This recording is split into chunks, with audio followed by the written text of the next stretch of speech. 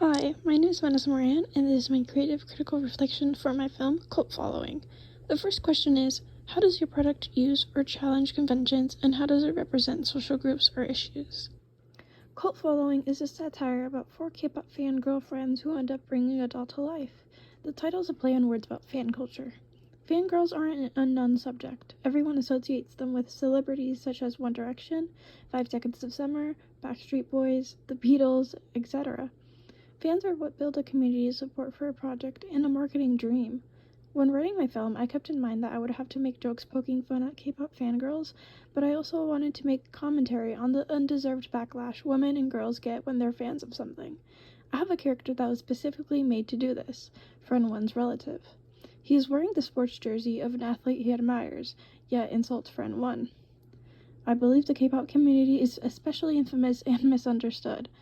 I needed to make a script in which all audiences would understand what is being said and done, so I had characters make references to BTS, who are arguably the biggest boy group in the whole world, and make jokes based off general humor. My film also has paranormal spice to it. The beginning of the opening is all bright and bubbly, but it gradually gets dark towards the end as the day passes and the girls turn off the lights for their ritual. The doll is supposed to represent a manifestation of the parasocial relationships fans have with their idols. I'll use comedy and set/prop design to exaggerate the love fangirls have for idols, specifically in the K-pop community, as mentioned before. The K-pop music industry clearly feeds off capitalism. The great budget idols have allows them to promote and sell in great numbers. They're able to perform on different shows with different set designs and wear expensive makeup, jewelry, and clothes. Their companies release multiple versions of albums, all with collectible photocards of the members. Fans are expected to buy certain things, act a certain way, and even look a certain way. There are even many aesthetics associated with K-pop stans. Stan is a word used to refer to fans who are really into something, used more commonly among music fans. The term originates from an Eminem song about an obsessed and fictional Eminem fan named Stanley. Part of my film intro will have scenes that take place in a fangirl's room, Friend One. The room has a huge collection of albums, photos, posters, and other collectibles.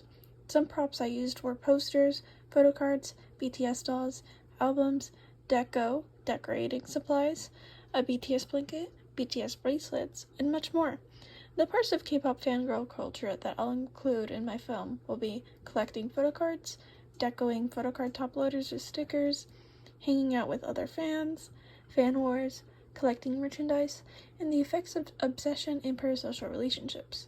I'll be putting a focus on the group BTS since they are the most known K-pop group in the world, making the information somewhat relatable and understandable to all viewers.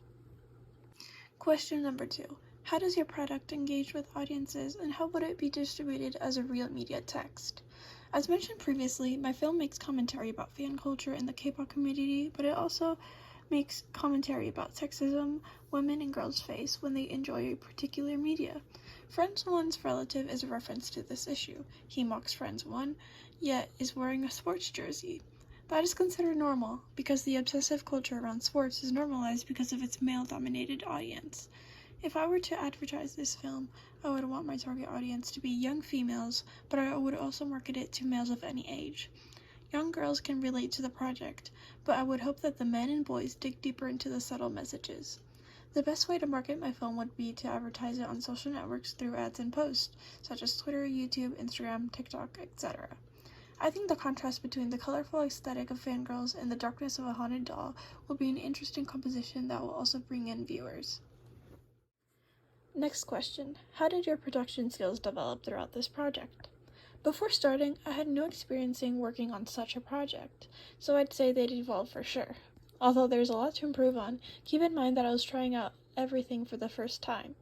I learned about the importance of planning out shoot days, because doing everything in one day is unrealistic and people will cancel last second.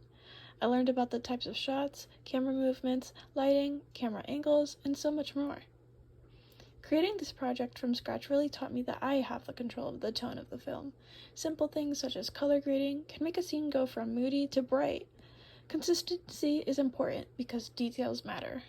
All these different elements of filmmaking come together to create one thing, but without one element, the whole project will have a completely different outcome. I now have the basic knowledge and skills for projections, which I didn't have before. And lastly, how did you integrate technologies, software, hardware, and online in this project? To start the whole process of making my film opening, I used the website EduBlogs to document my research and process for my film. I used Writer Duet to use the writing format to write my script. I used Pinterest, TikTok, and Google for inspiration images for my film. On Pinterest, I was able to make boards with a big collection of images, which also helped me make my mood boards. I used Photoshop and PixArt for images I had to create myself, such as the BTS Saint candles or the screenshots from Twitter and the creepy forum I made. I worked in a small room for most of the opening, so I didn't have the space for a dolly. I practiced hand-holding the camera, and I had to think about how to solve my issue. Having a mic connected helped with the collection of audio really well, and a tripod for sure is a necessity. If I had the money, however, I would invest in some lights to help create the clips look more uniform. For editing, I used Adobe Premiere Pro. This program allowed me to import my media and make it into the final product. I was able to adjust colors, edit audio, trim videos, crop media, and a lot more.